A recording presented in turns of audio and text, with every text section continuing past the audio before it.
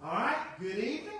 Welcome everybody. It was always a blessing to be with the folks here, friends that are gathered here in our church, and friends like you that are gathered with us at home, watching this with us at this time. And so I invite you to open up your Bible. Let's go to Judges chapter 20. We're going to pick up there, hopefully make our way through this entire chapter. If we have time, we'll have to see how things go. But anyway, let's go to Judges chapter 20, and as we open up our Bibles, let's open up with the word of prayer. Gracious, loving Heavenly Father, again, thank you for this time of bringing us together. It is such a wonderful blessing to be one with each other with you through the power of your Spirit. And we are one with you. It doesn't matter if we're here in this sanctuary or sitting in our houses right now. We're still connected together through the power of your Spirit. So thank you, dear God, for making this time available to all of us. And again now, through the power of your Spirit, just lead us and guide us through this time of studying your word, your living, life-giving word. And once again, let this just simply be about you and your message for us at this time. So once again now, lead us and guide us and direct us as we give ourselves in this time of study to you. And we ask this in your holy, mighty, and very precious name. Amen. All right, now, I'm sure all of you remember from last week, we concluded chapter 19 and how Israel was gathered together through the actions of that Levite. So, instead of going back over everything, let's pick up with chapter 20 now. And what I want to do first off is read to you the first 11 verses of Judges 20. Then all the Israelites came from Dan to Beersheba, including the land of Gilead. And the congregation assembled in one body before the Lord at Mizpah. The chiefs of all the people, of all the tribes of Israel, presented themselves in the assembly of the people of God, 400,000 foot soldiers bearing arms. Now the Benjamites heard that the people of Israel had gone up to Mizpah. And the Israelites said, "Tell us, how did this criminal act come about?" The Levite, the husband of the woman who was murdered, answered, "I came to Gibeah that belongs to Benjamin, I and my concubine, to spend the night. The lords of Gibeah rose up against me and surrounded the house at night. They intended to kill me, and they attacked my concubine until she died. Then I took my concubine and cut her into pieces and sent her throughout the whole extent of Israel's territory, for they have committed a vile outrage in Israel. So now, you Israelites, all of you, give your advice and counsel here." All the people got up as one, saying, "We will not any of us go to our tents, nor will we any of us return to our houses. But now this is what we will do to Gibeah. We will go up against it by lot. We will take 10 men of 100 throughout all the tribes of Israel, and 100 of 1,000, and 1,000 of 10,000 to bring provisions for the troops who are going to repay Gibeah of Benjamin for all the disgrace that they have done in Israel." So all the men of Israel gathered against the city, united as one. All right. So now as we see the Israelites come together. Israelites, first off, who were located not just from Dan to Beersheba, but the authors also make sure that we know what other group of Israelites have also gathered at this time. Those living where? Gilead. In the land of Gilead, okay? Now, those living in the land of Gilead, this is important. All right, it may not seem like much, but it's important. Because Dan to Beersheba, okay, they're on what they would call the west side of the Jordan. The land of Gilead included 3 tribes. The tribes of Reuben, Gad, and the half-tribe of Manasseh. Now, these are the 3 tribes that settled on the east side of the Jordan River. When they came and took the promised land, they came in on the east side of the Jordan.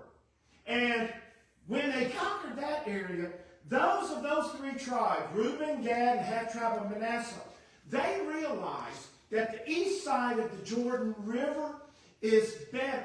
is a better land for raising their cattle, for grazing their sheep, okay? So they asked to have, Joshua to be settled on that east side, and it was granted to them with the understanding that they would help the other tribes defeat and conquer the rest of the land. It's all conquered. They go back to the east side. The sad part is this: as a result of their choice to live on the east side of the Jordan River, that means that many times they have been kept separate from the Israelites living on the west side of the Jordan. But this lets us know exactly just how far and how serious that Israel is in taking upon themselves what has now happened. So what we're told, all of Israel. When we mean all of Israel is there. Now look at verses 2 and 3. Now in these verses, there are 4 things that the authors make sure to point out to us.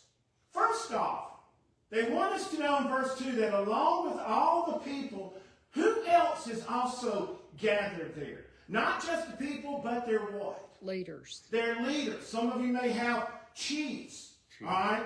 They've also come together to lead the people as a what? What does your Bible have there? To lead them as a... Does it say anything specific in yours? There in verse 2? Or leading into verse 3? You should be talking about to lead them as an assembly. Yeah, in the assembly of the people of God. Assembly of the people of God. So what is happening at this point with the leaders and the people? You see, in spite of everything that's been going on throughout this time period recorded in Judges. Now think about it. Think back to all the different things from Deborah to Gideon to Jephthah, Samson.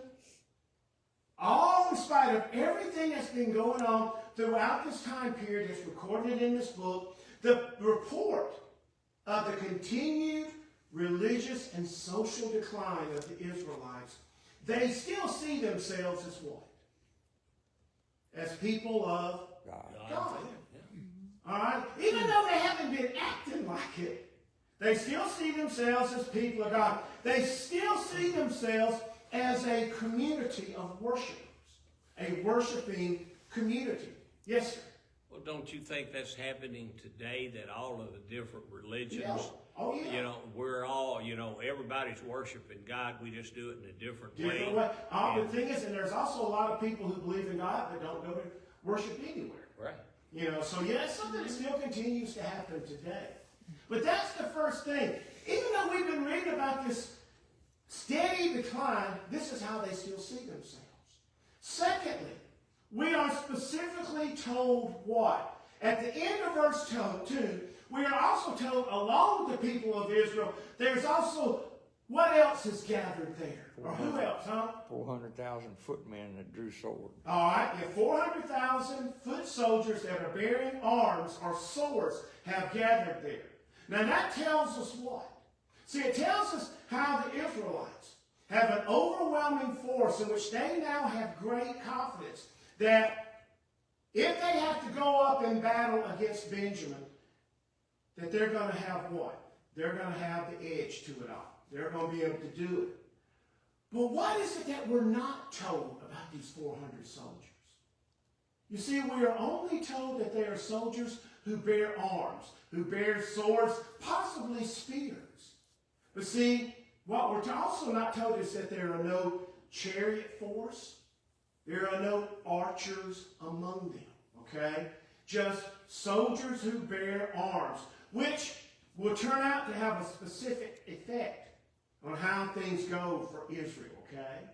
So we have 400,000 soldiers along with all the people of Israel. Then look at verse 3. What is the third thing that we are specifically told? That the Benjamites know what?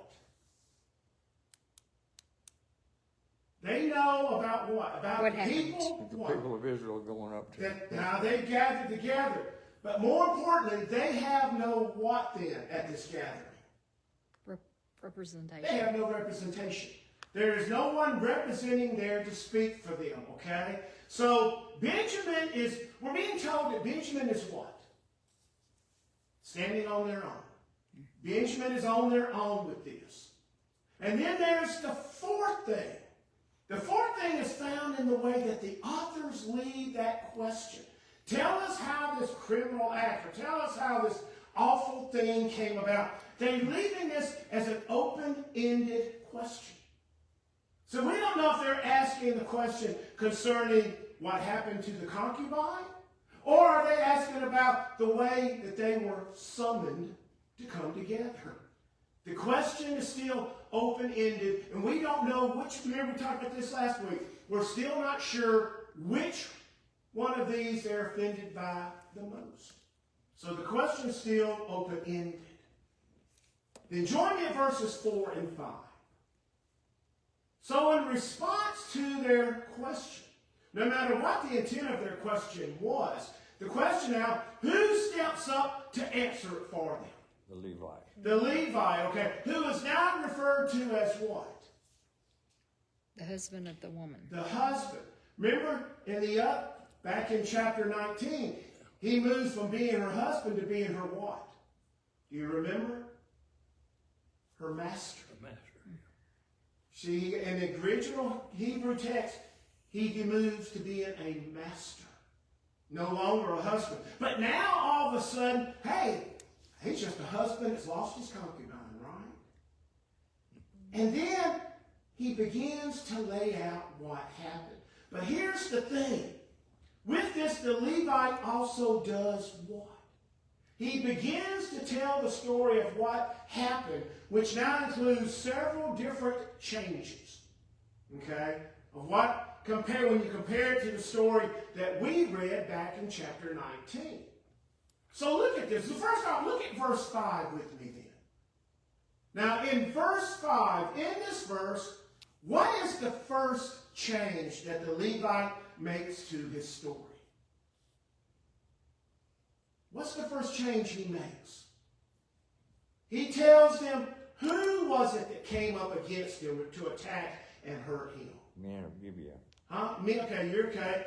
Now, according to the Hebrew text, okay, it reads the lords of Gibeah, or the rulers of Gibeah who came up against him. The New Living Translation, Mr. Harrell's and Sandy says it was the leading citizens of Gibeah.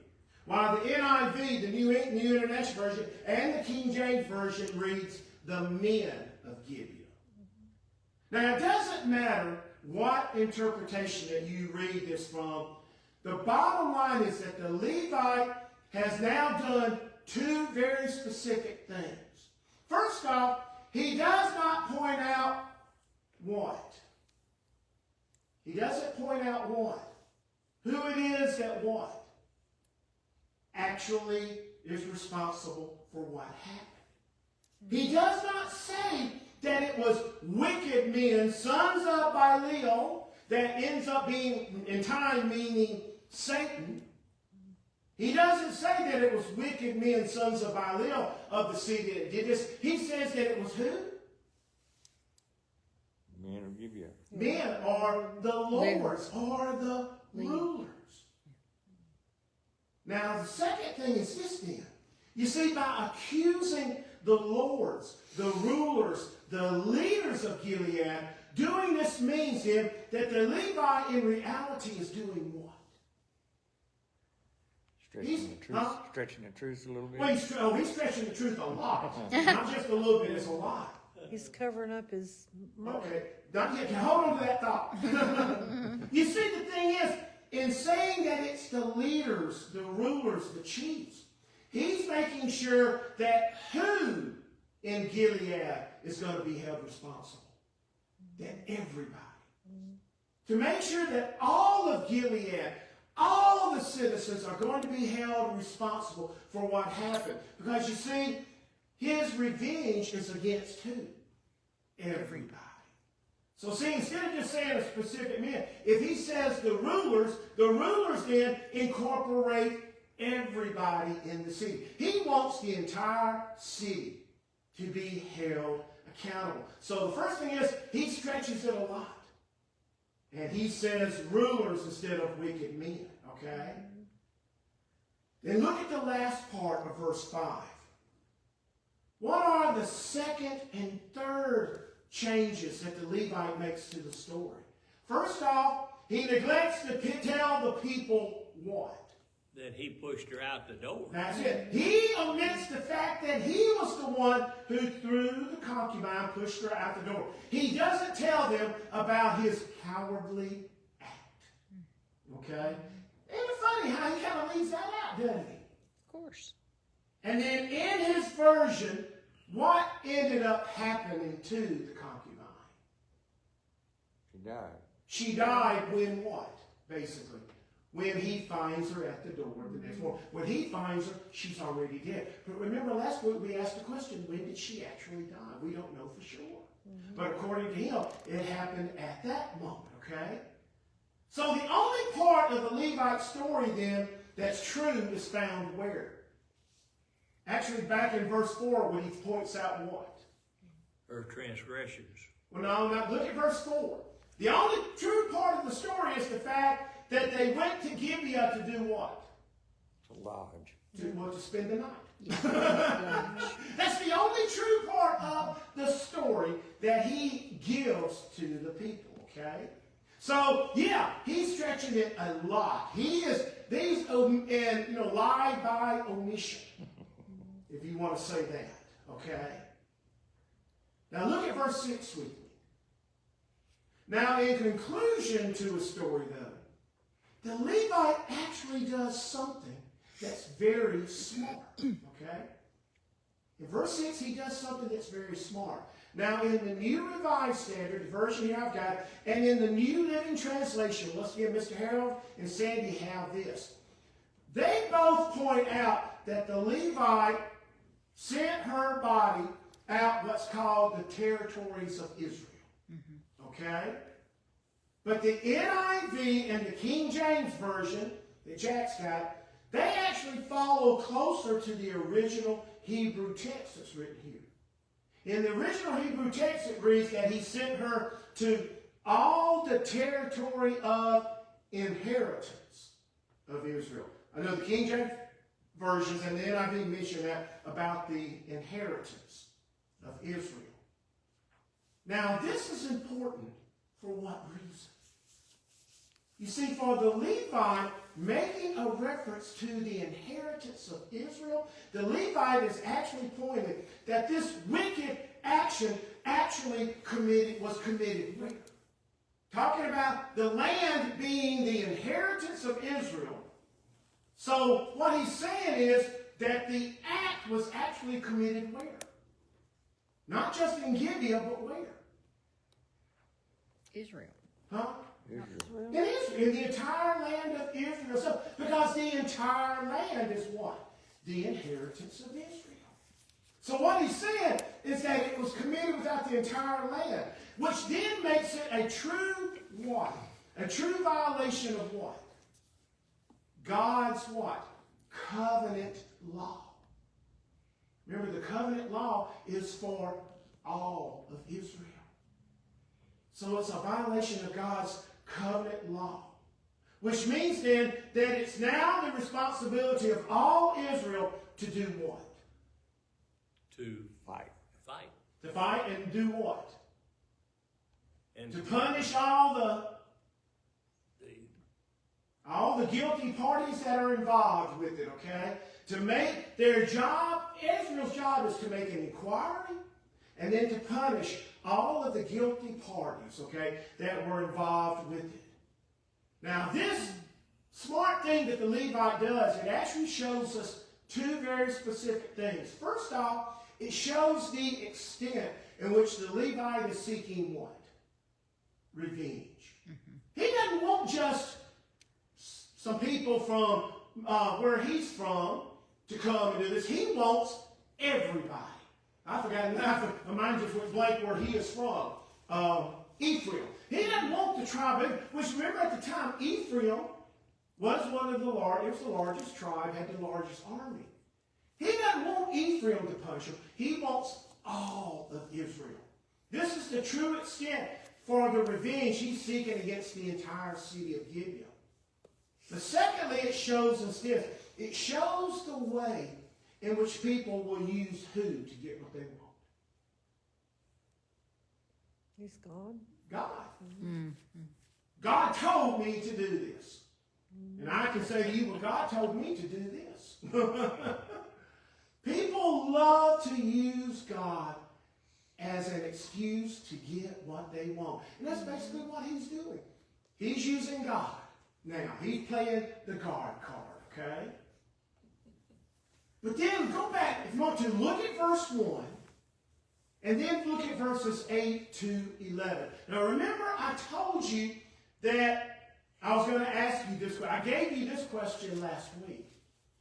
What is the one and only good thing that has come about as a result of what happened back in chapter 19? What's the only good thing to come out of all this? The people of Israel have now done what? United. United. They've come together. They've now come together in unity of one body, a unified force with a unified purpose. The only thing, because see, remember, so far to the point, they've been divided. Ephraim has been going against others, things like that. They've been a divided nation. Finally, they've come together, united. Sadly, it takes what happened in chapter 19 to bring it about. But they are united here. Now join me in verses 12 through 17, and let's pick up with the story. So the tribes of Israel sent men throughout the tribe of Benjamin, saying, "What crime is this that has been committed among you?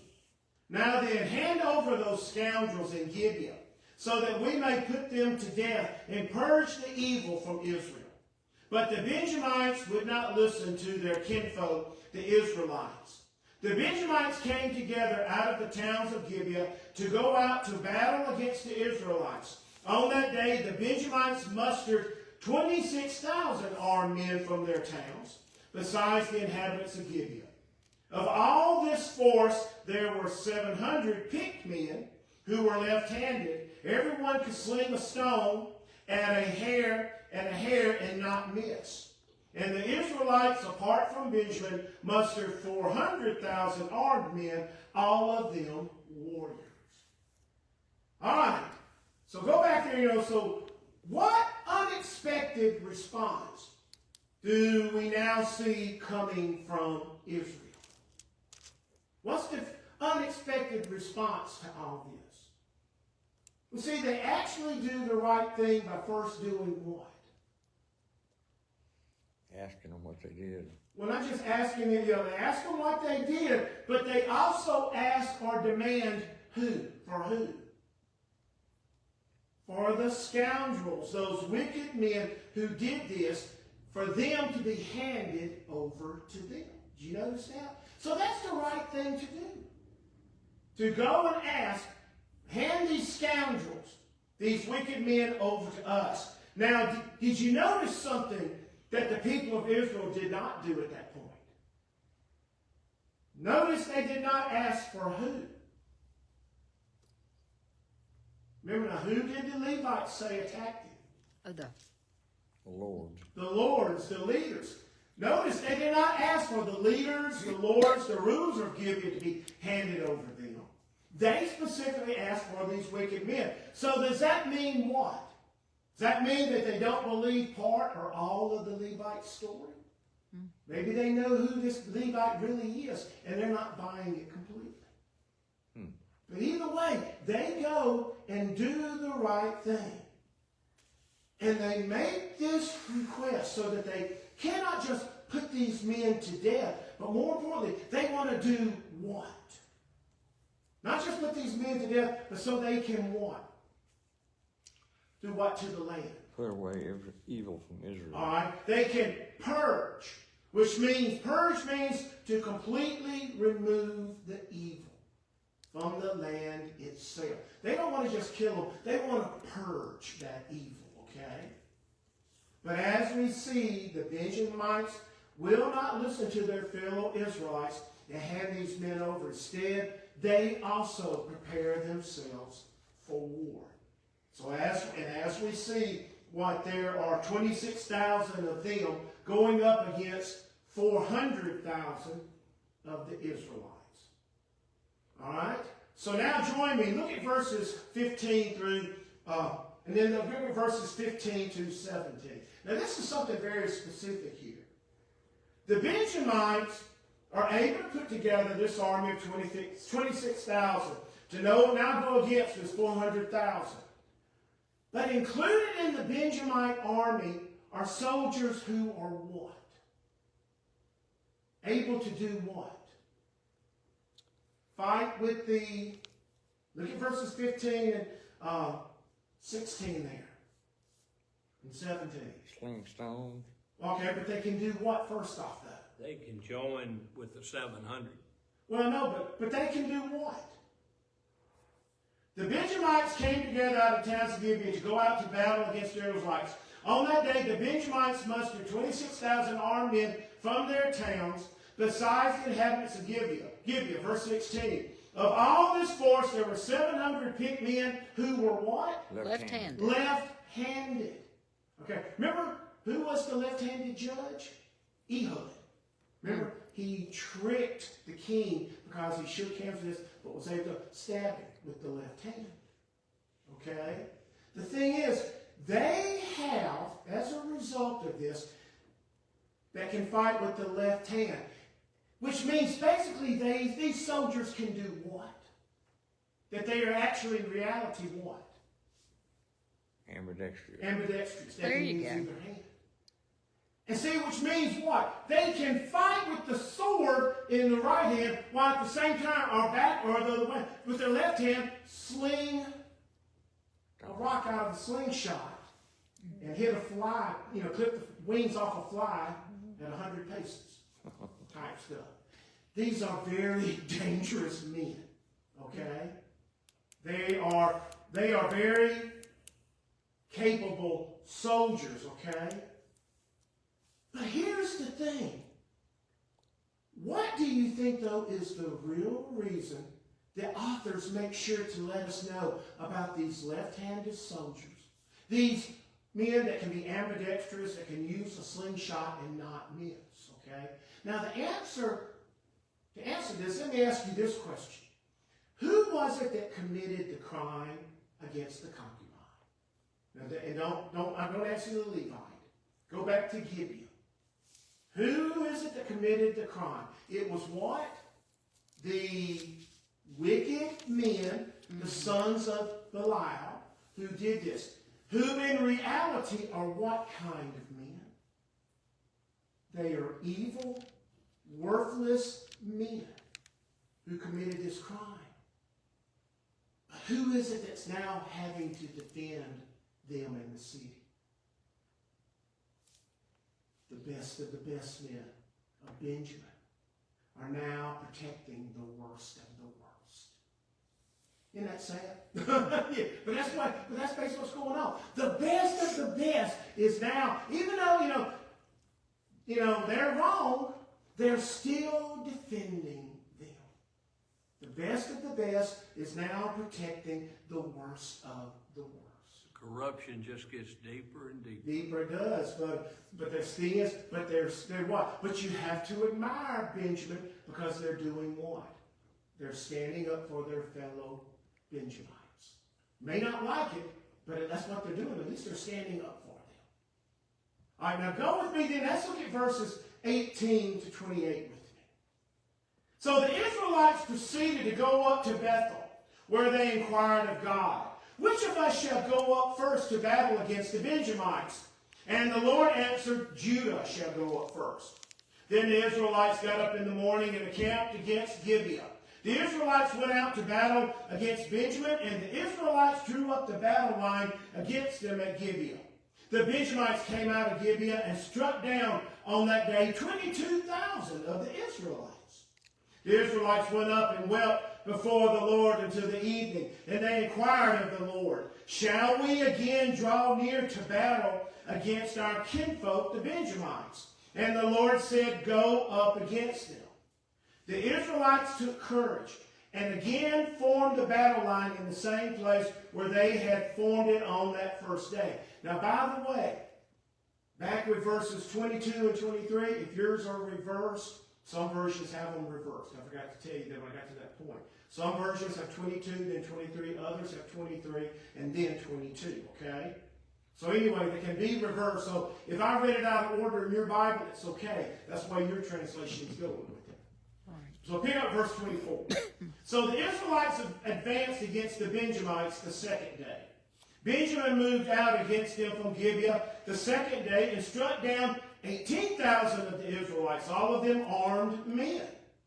Then all the Israelites, the whole army, went back to Bethel and wept, sitting there before the Lord. They fasted that day until evening. Then they offered burnt offerings and sacrifices of well-being before the Lord. And the Israelites inquired of the Lord, for the ark of the covenant of God was there in those days. And Phinehas, son of Eleazar, son of Aaron, ministered before it in those days, saying, Shall we go out once more to battle against our kinfolk and the Benjamites, or shall we desist? The Lord answered, Go up, for tomorrow I will give them into your hand. All right. So as we see, war now arises between Israel and the tribe of Benjamin. And as we read, they go to battle 3 different times, but what happened the first 2 times? They got defeated. Okay, the smaller Benjamite army defeated the larger Israelite army. Now that causes us to ask then this question. What caused the Israelites to lose the first 2 battles? Well, look at verse 18 with me. I think you're going to find this interesting. Look at verse 18. Now, when we read that the Israelites go to Bethel, which is a place of worship, and they ask God what? What's the question they ask God? There in verse 18. Which tribe should we attack first? Okay, which of us shall go up first to battle against the Benjamites? Who will go first? Here's the thing. What is the one question they did not ask? What's the one question that they should have asked first? You see, they did not ask God if they should what? Go to battle. Go to battle in the first place. They never once asked God, do we do this? Do we go to war with Benjamin? They don't ask that question. They just ask, who's going to go up first? And of course, Judah is picked. And as a result, God told them what? He told them who should go first, but he did not tell them what? That you have my blessing. That you have my blessing and that they would what? Win. Win. He just tells them, pick Judah, y'all go first. But he doesn't, like Mr. Harrison, I like that, I didn't think about that. He doesn't give their blessing, and he doesn't tell them they're going to win. So they go and they lose. Now look at verses 22, 23, or 23, 22. Remember, your version may have them reversed. Okay, mine doesn't need revised. Actually, I had to go back and check it several times. It's like, because it has 23 and then 22. So they are reversed. Now, as we read in these verses, we see that the Israelites actually now do 2 specific things. First, this time they do ask God what question? Should we do battle? Should we go up against and do battle against Benjamin? And what is God's answer to them? He tells them what? Go and fight. Yes, go and fight. But he still doesn't tell them what? But they'll win. That they'll win and that they have his what, Mr. Harold? Blessing. His blessing. They never said, he didn't tell them, you have my blessing and you're going to win. He just said, he'll go on and do it again. But here's the thing. Now you got to look close for this. The second thing is, what do they do when they go out to battle Benjamin? Where do they go? What do they do when they go out to do this second battle with them? They form the what? They form their battle line where? Did you notice there? Mine's in verse 22. It says the Israelites took courage and again formed the battle line in verse 22. What does yours say? That they had fought the previous day. In the same place where they had fought it on the first day. You see, this time they did ask God if they should go to battle against Benjamin, but they did not ask him what this time. How they should do it. You see, they take the same position in the same place as they did the day before, because they're still doing what? They're still what? Depending upon who? Themselves. They're still overconfident in the numerical superiority of what? The army. Their army. See, they're still what? They're still depending upon themselves. They go back to the same spot that they lost the last time. Do the same thing they did and lost it, and they lose the second time. Because they're still overconfident in themselves. But now look at verses 26 to 28. Now there in verse 26, so what is it that the Israelites now finally do? Fasted and offered burnt offering. Bethel in the presence of the Lord. They go, okay. They, all of the Israelites, including all of their army, they now come before God. And what are the two things they do? They fast and they Offer burnt offering. offer burnt offerings. All right, they offer sacrifices to God. Okay, so first off, so they're actually doing what? They're beginning to do what? Actually what? Break down and ask the Lord. But they're also beginning to worship Him. They're fasting, they're offering sacrifices. Then look at verses 27 and 28. What is it that the people are doing here? They ask for directions. All right, yeah. They not only inquire of God what they should do, but now, what's there? What's the first thing that's there? What's now appeared on the scene? The Ark. Ark of the Covenant. The Ark of the Covenant. Now, the Ark of the Covenant, it symbolized for the people the true and complete presence of God in their midst. So the Ark is there, along with who now has shown up? The priest. Eleazar. Well, Phineas is his name. Phineas. Phineas' son. All right. Yeah. So along with the priest Phineas, they are now doing what? They are now truly worshiping God for the first time in a long time. And because they do this, what is the result? God now promises them what? Deliver them into your hand. Yeah, He's going to give them victory. The thing is, what do you think was the central reason, though, as to why God allowed the Israelites to lose those first two battles? They had to learn what? Had to learn their lesson. To what? They had to learn their lesson. They had to learn their lesson. Where does their help come from? Where does their help come from? Right. They needed to be reminded to learn to do what? To trust and depend upon The Lord. Upon the Lord. On God once again. See, the first two times they're still depending upon themselves. The third time they finally get their act together. And they go about it the right way.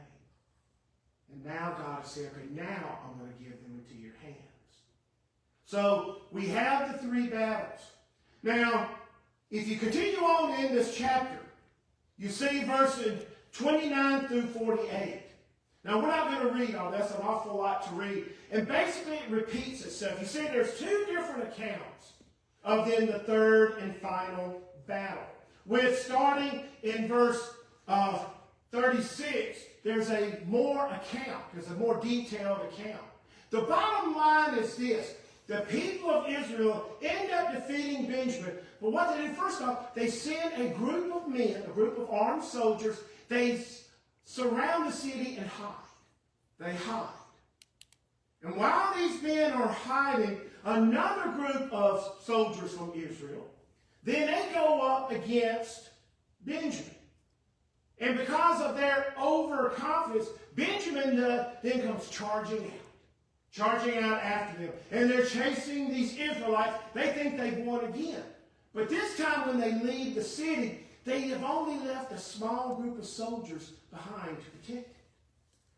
These Israelite soldiers who are hiding, they come in and they easily overtake the city and they set fire to it. And when the Benjamite soldiers turn around and they turn back and they see the fire, they immediately head back. But this time, they're caught between both Israelite forces. And what we end up, they name the individual amounts of each battle. There are a number of different battles. But the end result is this. It's found there in verse 47. But 600 turned and fled toward the wilderness to the rock of Rimmon and remained at the rock of Rimmon for 4 months. Meanwhile, the Israelites turned back against the Benjamites and put them to the sword. The city, the people, the animals, and all that remained, also the remaining towns, they set on fire. They basically annihilate all of the tribe of Benjamin except for 600 men of Benjamin, okay? Then we get to chapter 21. Now what happens is this. Look at verse 1 of chapter 21. Now, it says here, the Israelites had sworn at Mizpah, no one of us shall give his daughter in marriage to Benjamin. And the people came to Bethel and sat there until evening before God, and they lifted up their voices and wept bitterly. They said, O Lord, the God of Israel, why has it come to pass that today there should be one tribe lacking in Israel? So see, the thing is, remember, Mizpah is back in verse 1 of chapter 20. That's where they first gathered at. Now what happened, we're not telling in chapter 21, that when they're at Mizpah and they're making plans to attack, they all agree, none of us are going to give our daughters to anybody left in Benjamin. If you are, you will be struck down, killed as well. So nobody gives their daughters to Benjamin anymore. But now all of a sudden, reality hits in, and the first thing they want to do is blame who? They lifted up their voices and wept bitterly. They said, O Lord, the God of Israel, why has this come to pass? Basically, they're trying to blame who? God. God. Benjamin is just about wiped out, only 600 of them. And they're blaming God. They're feeling guilty, okay? So what they do is this. Go over to verse 8 of chapter 21. Then they said this, verse 8, is there anyone from the tribes of Israel who did not come up to the Lord to Mizpah? And it turned out that no one from Jabesh Gilead had come to the camp, to the assembly. For when the roll was called among the people, not one of the inhabitants of Jabesh Gilead was there. So what we just discovered is not everybody, not all of Israel has shown up, okay? One group of people, not even a tribe, one town, group of people, Jabesh Gilead, did not show up. So what they decide to do is this. Look then at verse 10. So the congregation sent 12,000 soldiers there and commanded them, go put the inhabitants of Jabesh Gilead to the sword, including the women and the little ones. This is what you shall do. Every male and every woman that is lain with the male, you shall devote to destruction. And they found among the inhabitants of Jabesh Gilead 400 young virgins who had never slept with a man, and brought them to the camp at Shiloh, which is in the land of Canaan. Then the whole congregation sent word to the Benjamites who were at the rock of Rimmon, and proclaimed peace to them. Benjamin returned at that time, and they gave the women whom they had saved alive of the women of Jabesh Gilead, but they did not suffice for them. Because the thing is, how many men are left with Benjamin?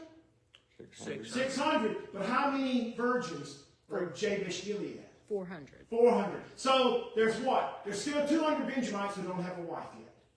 Okay? They're still feeling guilty. So look at verse 17 with me. And they said, there must be heirs for the survivors of Benjamin, in order that the tribe may not be blotted out from Israel. Yet we cannot give any of our daughters to them as wives, for the Israelites have sworn, cursed be anyone who gives a wife to Benjamin. So they said, look, the yearly festival of the Lord is taking place at Shiloh, which is north of Bethel, on the east of the highway that goes from Bethel to Shechem, and south of Lebanon. And they instructed the Benjamites, saying, go and lie in wait in the vineyards and watch. When the young women of Shiloh come out to dance in the dances, then come out of the vineyards, and each of you carry off a wife for himself from the young women of Shiloh, and go to the land of Benjamin. Then if their fathers or their brothers come to complain to us, we will say to them, be generous and allow us to have them, because we did not capture in battle a wife for each man. But neither did not incur guilt by giving your daughters to them. So basically, they still need 200 more wives. So there's a festival coming up, so they send word to the Benjamites.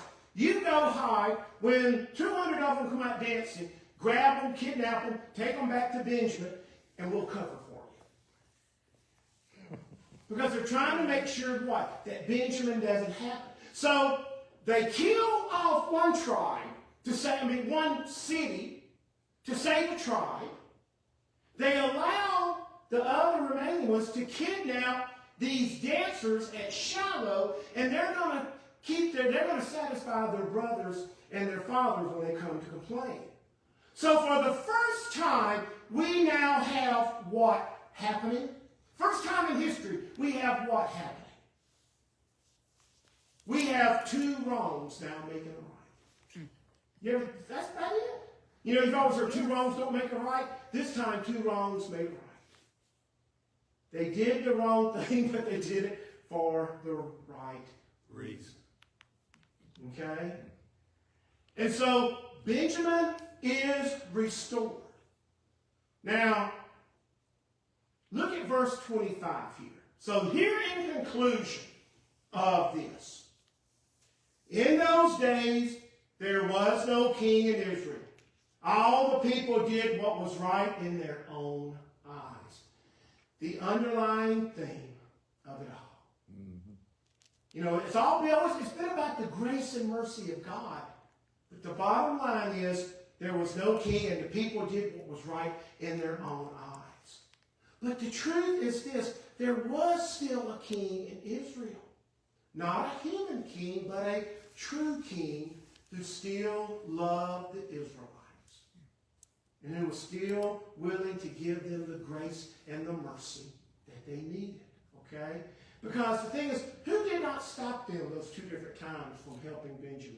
God. God. He didn't stop them from doing it. He is still giving them grace and mercy. Now, the bottom line is this stuff. Now, if you go from Judges, you're going to go next into what book? Ruth. Ruth. You go into Ruth. But the truth is, Ruth is just a story that's placed between Judges and 1 Samuel, which is next. The story actually continues. When you go from Judges, you move actually in the story. You skip Ruth and go into 1 Samuel. Now it's here that a human king is now about to be appointed to rule over the people. And it's something that if you read it, what you discover is they want a king because who else has a king? Everybody else. Everybody else. All the other nations have a king, but we don't. We want a king. That was their reason, y'all. They have a king, we don't, so we want one. But now here is Samuel, considered to be the last judge and the very first true prophet. Okay? Samuel is against it. He does his best to point out everything bad that's going to go. He tells him he's going to steal your cattle. The king will take your cattle, your horses, your land. He'll even take your daughters to be his wife. But they say, that's fine as long as we've got a king. He does everything he can. But remember, who was supposed to have been their only king? God. God. God was supposed to have been king all along. In 1 Samuel chapter 8, verse 7, you don't have to go there, I'll read to you. But in 1 Samuel chapter 8, verse 7, they're crying for a king, so God tells Samuel, okay, go ahead and give them the king that they're asking for. And in verse 7 of 1 Samuel chapter 8, verse 7, God then says this to Samuel. Listen to the voice of the people and all that they say to you, for they have not rejected you, but me they have rejected from being king over them. even though they continue to reject him, God still continues to watch over them. And that's the story of Judges. Even when we mess up royally, God still loves us and is still there to give us grace and mercy and forgiveness that we need in our lives. Just shows us just what a great God we do have. So what we're going to do is this. Well, then, that's the end of Judges. If you want copies, just bring me 235 sheets of paper and I'll print you off all my notes of Judges. But that's the end of it. So what we're going to do is this. We're going to now take the next 3 Wednesdays off. We'll pick up the first Wednesday of January. Now, Sandy, do you have your calendar? I forgot what that date is. I think it's, what's the first Wednesday of first good Wednesday of January? I don't have my calendar with me. Oh, here. It's January 1st, I think.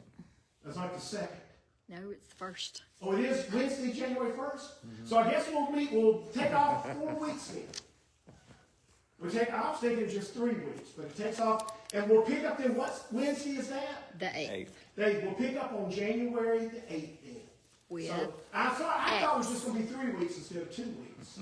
So I apologize. I would have finished up so quickly. But what we'll do, let's take a month break then. Let's enjoy the holidays. Let's enjoy, relax. Don't worry about anything else. Just come join us at church on Sundays. And we'll take the next 4 weeks off and come back on January the 8th. And we're going to start on the book of Acts. And I'm excited about that. I love Acts, okay? I love the story of Peter and Apollos. And Mary. Stephen. Some great Christian men there. So thank you for being with us. Come back January the 8th. We'll be posting it on Facebook and announce it Sunday mornings, okay? And until then, take care. God bless. Have a Merry Christmas. Goodbye.